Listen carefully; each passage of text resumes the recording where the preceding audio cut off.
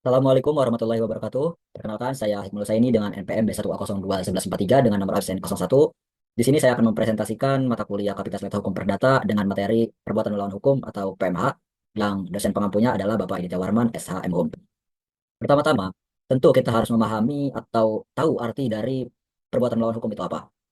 Saya mengambil pengertiannya dari pasal 1365 KUH Perdata bahwa perbuatan melawan hukum adalah tiap perbuatan yang melanggar hukum dan membawa kerugian kepada orang lain, mewajibkan orang yang menimbulkan kerugian itu karena kesalahannya untuk mengganti kerugian tersebut. Nah, dari pasal ini terdapat beberapa unsur yang harus dipenuhi agar perbuatan tersebut termasuk dalam perbuatan melawan hukum.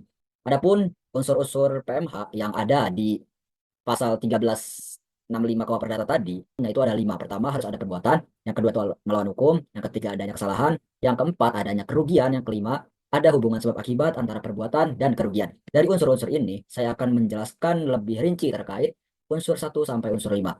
Nah ini, unsur pertama, harus adanya perbuatan. Perbuatan di sini terbagi menjadi dua. Yang pertama perbuatan aktif, yang artinya dengan sengaja melakukan perbuatan yang menimbulkan kerugian pada orang lain. Nah, hal ini sebagai salah satu contoh ketika ada seseorang yang menyerobot tanah orang lain yang padahal di atas tanah tersebut sudah ada hak milik orang lain gitu. Nah, itu secara sengaja atau secara sadar orang tersebut melakukan perbuatan melawan hukum. Yang kedua, perbuatan pasif. Perbuatan pasif ini artinya melanggar suatu keharusan sehingga menimbulkan kerugian pada orang lain. Salah satu contohnya, misal kita sedang bertugas sebagai petugas keamanan di suatu hotel. Nah, hotel tersebut mengalami kebakaran yang cukup hebat. Seharusnya kita sebagai petugas keamanan itu menghidupkan suara alarm agar bisa meminimalisir korban jiwa ataupun kerugian-kerugian yang terjadi akibat kebakaran gitu. Selanjutnya, unsur melawan hukum. Unsur melawan hukum itu dikategorisasikan lagi melawan hukum itu sebagai perbuatan kealpaan yang bertentangan. Pertama, hak subjektif orang lain.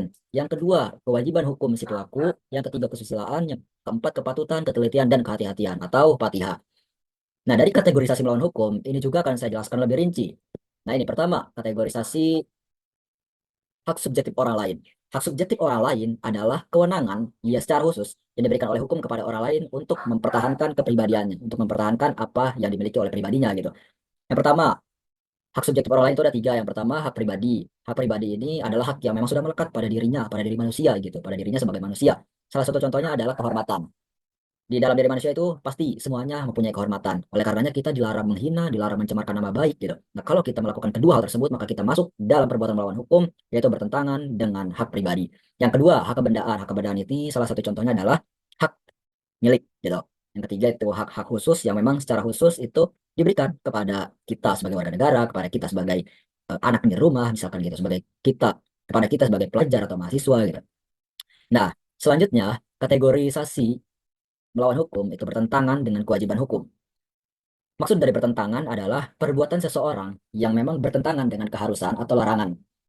Lalu kewajiban yang dimaksud di sini adalah kewajiban yang memang berdasarkan pada hukum. Nah, kewajiban ini adalah keseluruhan norma, baik norma tertulis maupun tidak tertulis. Tuh.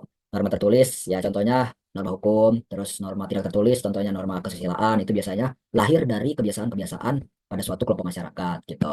Nah, selanjutnya, kapan pelanggaran terhadap hak subjektif orang dianggap melakukan perbuatan melawan hukum? Itu harus memenuhi syarat. Pertama, terjadinya pelanggaran terhadap kaidah tingkah laku, baik tingkah laku secara tertulis maupun tidak tertulis. Itu tingkah laku yang tertulis itu contohnya ya bentuk tata tertib gitu. Dan tidak tertulis itu ya sama kayak tadi kesusilaan. Hal-hal yang tidak tertulis, hal-hal kebiasaan yang memang menjadi suatu aturan, yang jadi suatu aturan di suatu kelompok masyarakat gitu. Lalu selanjutnya kategorisasi melanggar kesusilaan. Kita harus tahu dulu nih kesusilaan itu apa. Kesusilaan adalah norma-norma yang ada di dalam masyarakat yang oleh pergaulan hidup itu diterima sebagai peraturan hukum yang tidak tertulis. Nah ini biasanya kebiasaan yang dilakukan secara berturut-turut yang pada akhirnya masyarakat menganggap itu adalah sebuah aturan yang harus dilakukan. Mau nggak mau itu harus kita lakukan karena emang udah kebiasaan-kebiasaan dari zaman dulu gitu. Nah, itu kesusilaan. Itu terus selanjutnya bertentangan dengan patiha. Nah, kategorisasi ini patiha yang seharusnya dimiliki seorang dalam pergaulan dengan sesama warga masyarakat atau terhadap benda orang lain. Biasanya ini lebih kepada sikap kita diri sendiri. Patiha yaitu kepatutan, ketelitian, dan kehati-hatian. Nah, itu kategorisasi sebagai melawan hukum. Kita lanjut ke unsur selanjutnya, yaitu unsur kesalahan. Prinsip kesalahan sesuai pasal 1365 KUH Perdata adalah pelaku perbuatan melawan hukum hanya bertanggung jawab atas kerugian yang ditimbulkan bila perbuatan yang menimbulkan kerugian tersebut dapat dipersalahkan kepadanya. Jadi kesalahan itu ya memang harus dibuktikan terlebih dahulu. ketika kesalahan tersebut terbukti, maka si pelaku harus bertanggung jawab. Begitu.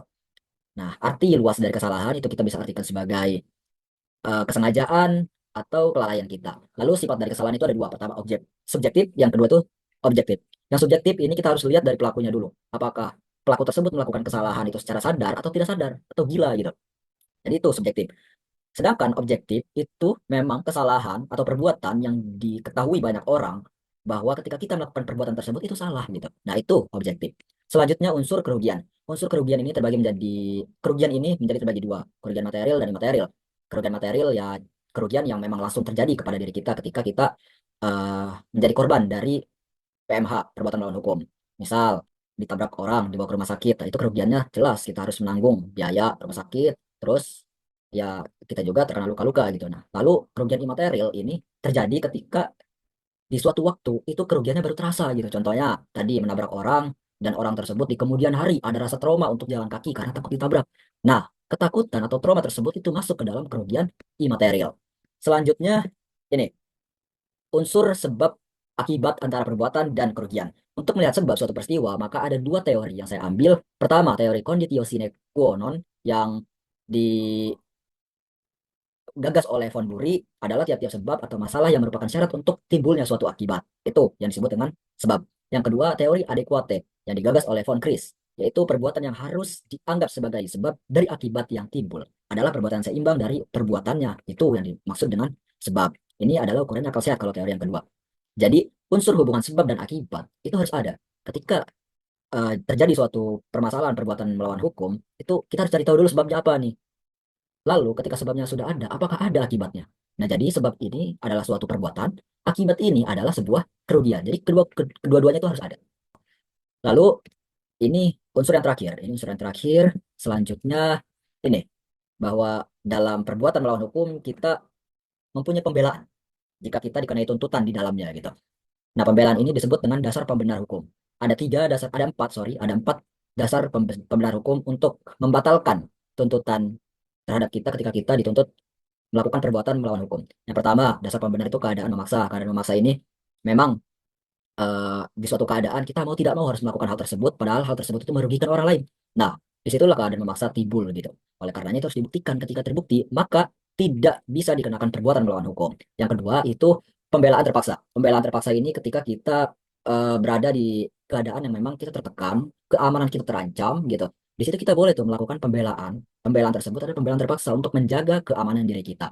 Itu. Yang ketiga, ketentuan undang-undang. Kalau ketentuan undang-undang itu ya apa-apa yang telah diatur, segala sesuatu yang telah diatur di undang-undang, walaupun itu banyak melakukan akibat kerugian banyak orang, mau tidak mau karena sudah diatur undang-undang, ya tidak bisa kita dikenakan pelanggaran perbuatan melawan hukum gitu. Yang keempat, perintah jabatan. Nah, ini terkait dengan tugas dan kewajiban ketika kita memegang suatu jabatan.